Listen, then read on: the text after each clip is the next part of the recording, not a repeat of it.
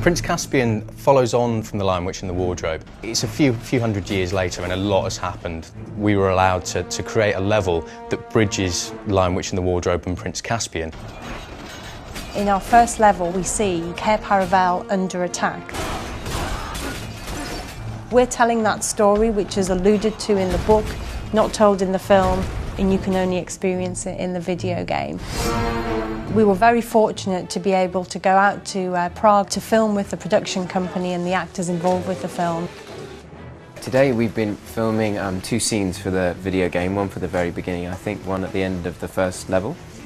They actually come from the very, very early chapters of the book and give you some of the backstory of what's been happening in Narnia. Why do you think your uncle and his men fear of the woods to this very day? Ghosts. We were very excited about it, and it looks great in the game.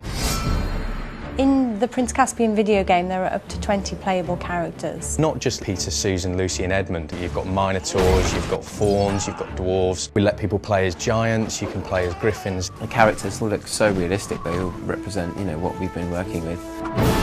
We've spent a lot of time and effort to give people a reason to play as a different character. Susan has a bow and arrow, Peter has a grappling hook, and the player can choose whether they want to be gung-ho, whether they want to be stealthy, whether they want to just be a bit more thoughtful and careful.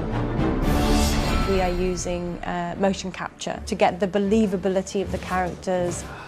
Well, the motion capture, the performer wears a suit which is covered in reflective markers. I then step into a room with a circle of infrared cameras around, and they fire out an infrared beam which hits these markers here. The computers work out a 3D image, then lay on a character. So it's a bit like being a virtual puppeteer. We had Reepicheep the mouse, who we decided to mocap because he has a lot of human mannerisms. That actually turned out very well. It's always important to look at other animals. For instance, with a fawn, you can look at goats and the way they move, and they're very afraid because they're prey, basically.